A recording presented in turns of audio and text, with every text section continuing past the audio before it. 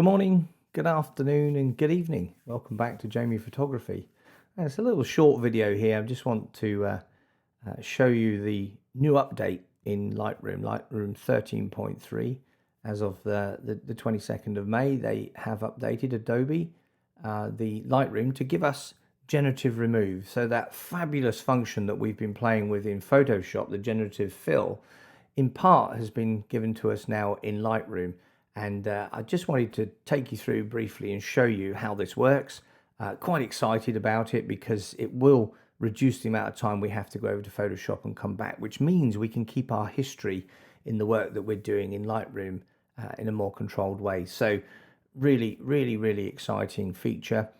So this is the image I've created here at Mont Saint-Michel in France, beautiful medieval island that you can visit. This was in the middle of the night when there are nobody there. As always, you know me, I tend to get up very early and have a wander around. And the bakeries were just starting to get ready to produce the bread and the cakes for the day. So it was a good opportunity to get in there and take some photographs. So this is the image that I've produced, and I've used Generative Remove here to remove a number of things. Let me just show you the original image. Here we go. You can see these more modern style lights, not very nice, detract quite a lot from the medieval area here, and you can see the cables that run all the way through. Of course, they've got to run cables. They need their electricity and their internet, and these old buildings, you don't really want to be drilling holes inside them, so this is why they run the cables along the front. But it often means that to take a really good photograph of these beautiful medieval places are quite often disturbed by modernisms, I like to call them. So this really gives us the opportunity now to do all this work and stay inside Lightroom. So I'm going to take you through, show you how the function works. If you like the video, please click like. Always appreciate your comments, and any questions or tips that you might have, please pop them down below. That would be great to see those. If you haven't already subscribed to my channel, please feel free to do so.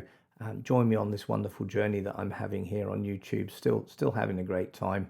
And if you've got 5 minutes, pop over and have a look at my website, jrmafflin.uk. You'll find a little bit of information about me, the gear I use.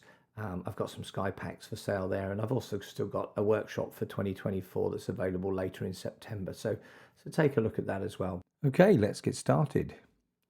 So I think it's really exciting to now have the Generative Fill function from Photoshop now included here in Lightroom, and you can find this feature. You can just go straight to your Remove tool here up in the top right corner, and then you will find that you've got the Generative AI and the Object Aware tick boxes that have now appeared, and you can select the different modes, but only in the Remove mode will it show here.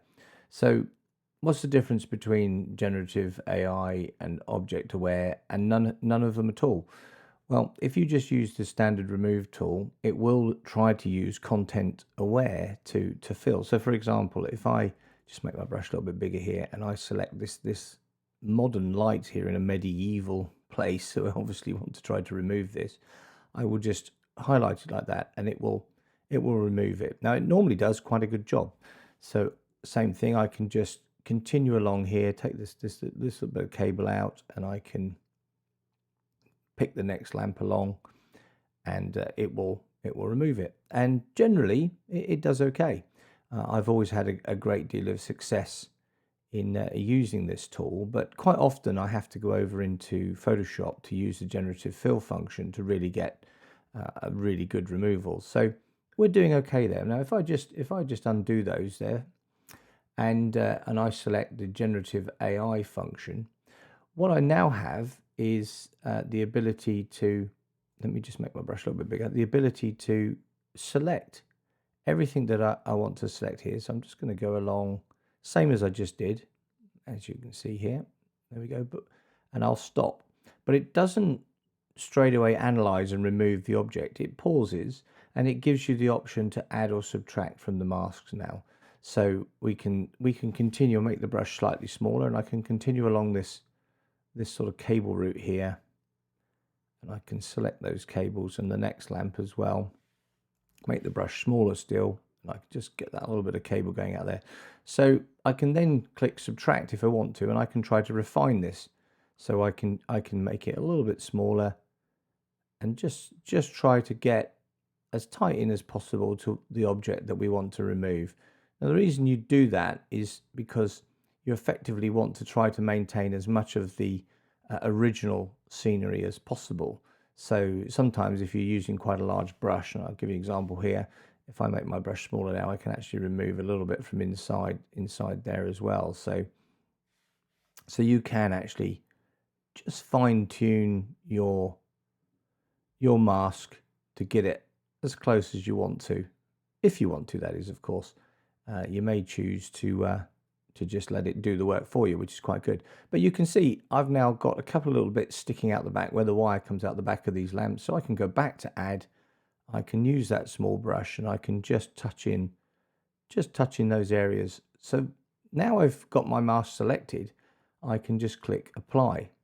Now Generative Fill just does take a little while because it sends the information off to Adobe servers and it processes those and sends them back to you. So there we go. That's now removed. So we did that all in one stroke. Now, if I just brighten this scene up a little bit, let's bring down the highlights, just get the lights where we want them. I'm just going to open up the shadows and I'm just going to raise the exposure just a little bit. We can see that there's still some cables left there. Now the advantage here in Lightroom is that we can now just apply straight over the top another Generative Fill option. So there we go. So this Generative Remove function allows us to select that. So I'm just going to apply that again. It's just going to process that. Now, when we go over into Photoshop and we use Generative Fill in Photoshop, we do have some other options because, of course, we can control the mask and create the layer for the individual Generative Fill. But with the Generative AI Remove here, you don't get those options, but you do get the option to, obviously, you can go back using Control or Command Z. Or you can just continually add to the layers here. But of course, it is all stored in history, so you can go into history and you can find that you've got your Generative Remove there. So as you can see, I can go back to the previous position and it's back again, or I go into history and I can go forward again.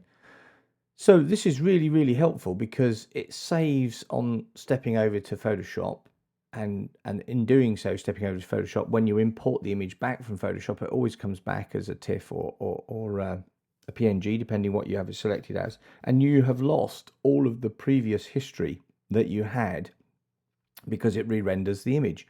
So if you had masks that you'd created a number of different masks, perhaps you'd taken a radial gradient previously and you'd placed a radial gradient somewhere, and we just raise that light level there, and then we'd gone into Photoshop and come back, well, that mask would no longer be available, but now that mask is available. So if you generally only use Photoshop for the remove functions, Generative Fill or Stamp Tool, then of course this is a huge advantage to us because we can just stay inside Lightroom. So let me just show you another feature with this Generative Fill. I'm just going to come out of masks. I'm going to go back into the Generative Remove mode, and I had it on Generative AI, but you also have Object Aware. Okay, so what we can do with Object Aware is we can tick that as well. So now when we select a particular area, it will pick the actual item that you're trying to remove. So for example, if we want to remove this sign here, we can either use the Object Aware and the AI feature together. So we can take a brush, let's make the brush a little bit larger, and we literally can just paint over the areas we want to remove here. So I'm just going to come down, take this sign out. I'm just going to fill that in. A little bit extra there. And the Content Aware will look at that and decide what we should include within this. So it's gone with my straight edge here, and it's taken a little bit more information up there. And then what we'll do is we'll apply this, and we'll allow it to calculate what should be put in its place. So let's see what it comes up with. So it's ended up with a lot of more services and clutter, because that's all you can see here. So that's option 1. Option 2, nice big electrical system, and option 3, it's given us something else. So even if I refresh again, let's have a look at this. Refreshing again, asking for another 3 options, it will give us something more. So here we go. Here's some more here. Still some information there. More information again, pipes and electrical things. So it's using the sort of content aware to generate the AI. Now, if I just go back using Control Z and take us back to where we were, what I can do is show you a comparison in Photoshop. If I right click and go to editing and go over to Photoshop, and I use the beta edition purely just to try to keep up with new additions and new things that have been added. Now if I zoom back into that sign again, and I take a polygonal lasso tool, so you go to the lasso tool, select polygonal, which just means you can draw straight lines. So I'm just going to start here, I'm going to come up here over the top of there, just nice straight lines. So I'm just making a selection, and I've selected that, and it gives me the generative fill option. I'm going to click generative fill, I'm going to click generate, and so now we're going to allow Photoshop to do the generative fill function. So if you don't write anything in the box, it doesn't go to the Firefly instructions to try to replace it. It tries to figure out what should be in its place in removal, and as you can see, it's given us a plain bit of wall. That's option 1. Option 2, option 3. So it's given us some more information, but we got what we wanted, which was to remove it. And that's something that you're not seeing with the generative remove function in Lightroom, but you are getting 90% of the features. So if you're just removing items, and if I just go back over to Lightroom there, if we want to remove like these cables and these items and small items, it works extremely well. So for example, if I click over that CCTV camera there and click apply, it will run through the process for refining this result here. So let's have a look. There we go, and it's gone. So again, we'll try the sign again. So I'm just going to come down here. We'll put that on that side. We'll come across here, and we will just take that there. We'll apply, and then we can see what it does with this sign when we're trying to remove it as a whole. But as I say, with my sort of testing here, it's always trying to do something, and that I believe is because you've still got the Firefly AI is working all the time. You don't have the option just to ask it to remove something. So that's option 1. Option 2, it's not too bad. That's not too bad. Option 3, it seems to be more. Option 3 has added something there. So option 2 seems to be pretty good. But one of the advantages here is that we can just keep layering to remove things from the shot. So we can just scan it in again, and just take that bit across the top there as well. Apply, and we can just keep removing those objects. Now this is really useful, because at the end of the day, option 1, option 2, option 3, pipe sticking out the wall, can take the pipe away as well. Apply that. So you can just keep layering the removal over and over and over to get to where you want to be. Now what is important is that you look at the level of resolution that you get from using the generative remove. So try not to do too big an area, because I mean, if I zoom in here, move over, you can see that this is definitely a lower resolution to the areas around it.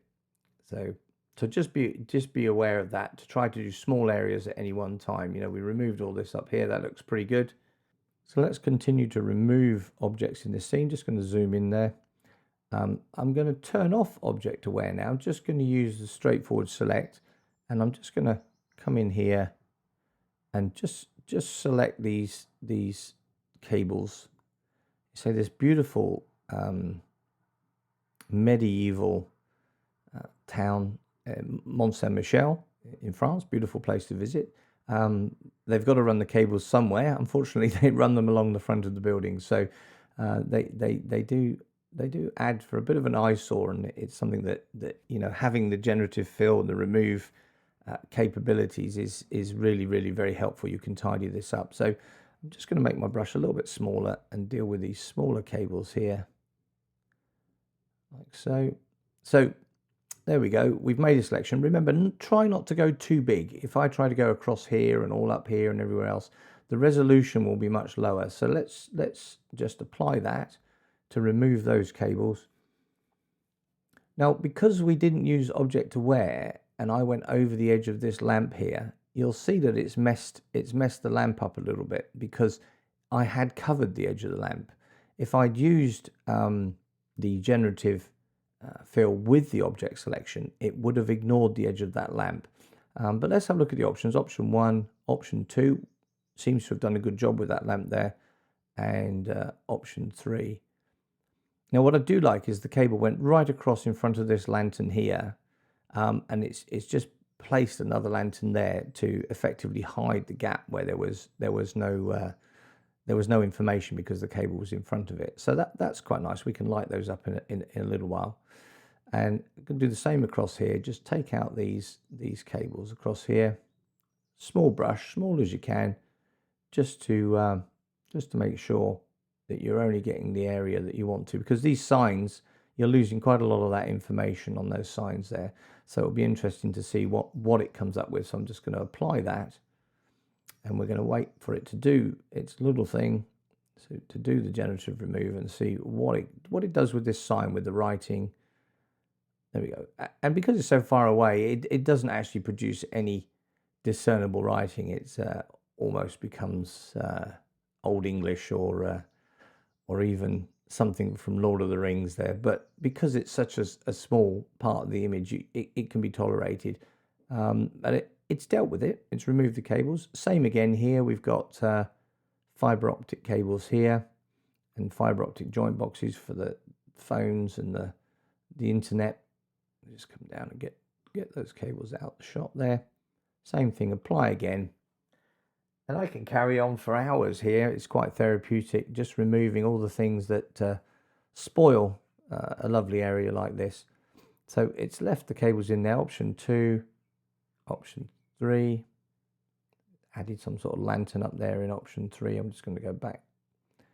Yeah, I'm going to stick with option 2, but I'm just going to run over those cables again, just to remove them. There we go. And I'll just keep applying that as we go. But remember, you don't have to use the AI functions. You can just use the remove tool with content aware, which is pretty good, to be fair. I always found that to be quite acceptable. So we've got rid of those cables there. There's some more cables here. So same again. I'm just going to draw those in. Smaller brush. Just going to get that cable there. Try not to go over the sign too much. There we go. And we'll apply that again. So that's all I'm going to show you with that particular function. There are some other functions that we do have with the update as well, which include some of the lens blur options. I'm not going to show you those now. I do have a previous video that takes you through lens blur, but there is to be some updates on that which you can use as well. So let me zoom out on this shot. Let's actually try and finish this off as a usable image. So I think what I'm going to do is I'm going to just crop, just maybe go for a one by one crop here. There we go, 1:1, and then put that lamp in the middle. So this lamp here I'm putting right in the middle there. Got this edge.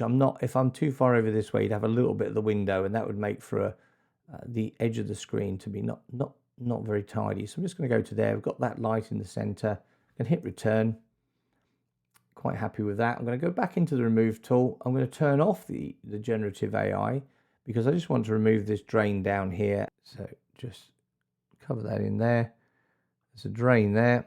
Just remove that. Let's also remove this drain cover here so we can just have the old medieval cobbles So just selecting those, click apply,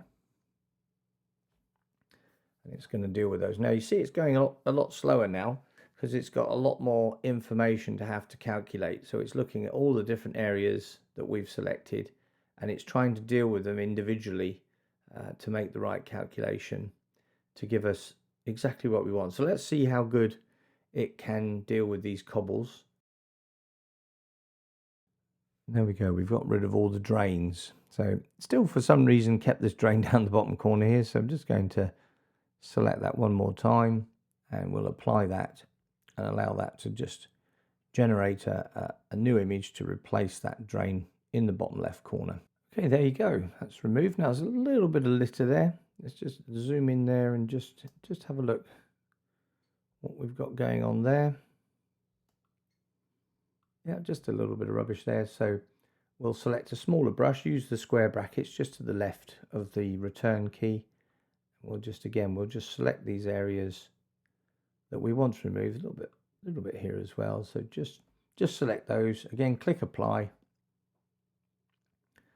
Now you can get a little bit carried away with these removals. You can see there's a little bit of cigarette down here and there's other bits and pieces. But once you're zoomed in at this level, you know, we are in extreme detail. But if you were producing an image, you know, for a fine art exhibition or to be the best work that you do, then of course you've got the time. Take your time to go through and tidy up all these little bits and pieces and make the image almost perfect. You know, it's the little things, particularly if you print them very large, you will see these things. So there we go. We've got rid of most of the things that I want to get rid of here. Obviously I'm bound by time here in the video, so just giving you a flavor for the new function in Lightroom. Let me just finish this image off with a little bit of a Jamie style. So I'm just going to go into masks. I'm going to take a radial gradient. I'm just going to pop quite a large one in over here. Just going to bring that down a little bit. And what I want to do is light these shops up a little bit more. So the light coming from this side is lighting up the lights on this side. So I've just taken that there. I'm just going to brighten that up slightly. Probably open up the shadows a little bit more. A little bit of contrast in there. Now it's a little bit bright here. So if you don't want it quite so bright there, you can always move it back and pull it out a little bit more if you want to try to get a better feel for that lighting there. I quite like that. It works quite well. A little bit bright here. So let's just drop that down just a little bit. That's fine. I'm going to create a new mask, another radial gradient for the ground. I'm just going to pull that out here at ground level, make it a little bit bigger. And we're just going to brighten that up as well using just a little bit of exposure, add a little bit of a tint in there. Little tiny bit of magenta just to balance that off. That works quite well, and I do quite like this. Now we do have a couple little lamps in here, so let's quickly just zoom in and let's light these two little lamps up. Just going to get in nice and close. So to do that, create a mask, radial gradient, take a radial gradient, make it just a little bit bigger than the lamp itself. Bring the exposure up, and then what we're going to do is going to subtract the brush. Going to make sure the feather is 0, the flow is 100 because we're subtracting. Don't make the brush too big, so I'm going to make the brush a little bit smaller, and then we're just going to come in, click, and then shift click just to remove around this lantern here. So I'm just going to go across the top for the minute, come down here, and then we'll just do the detail on this lamp. So I've got in there, gone round. Let's zoom in even further. We'll get down almost to the pixel level. We'll take a smaller brush here, and we'll continue with the shift click shift to draw the straight lines. We're just going to come up over the edge of there, freehand, just to follow that nice curve that we've got in the lantern there. Fill that in. That's good. Same here. Just make sure that we've got that area done. Just going to come in there, shift click.